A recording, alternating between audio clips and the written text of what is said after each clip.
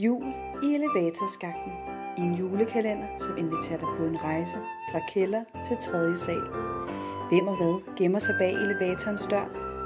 Det kan du få svar på frem til den 24. december.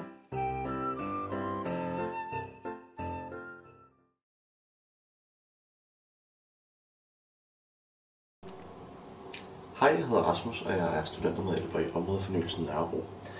Jeg har ansvaret for Urban Farming-puljen, som er en grøn pulje, hvor man kan søge midler hos områdefornyelsen til grønne projekter. Puljens formål er at skabe et grønnere Nørrebro i fællesskab. Og det kan enten være igennem trygge gårdrum, eller det kan være igennem dyrkning og pasning af grønne tiltag. Derudover har vi afsat en del af puljen til facadebeplantning, hvor man kan søge midler hos os til at plante sine facader grønne. Et af de projekter, vi har støttet i den her pulje, er en kvinde, der har ansøgt nogle midler hos os om at få bygget og opsat plantekasser i Blågårdsgade.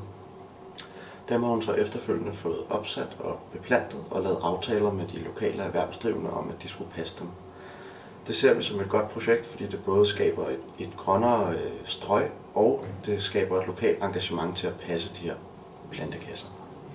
Så hvis du har et projekt, der kan forgrønne Nørrebro, så skriv endelig til os, så kan det være, at vi sammen kan lave dit projekt.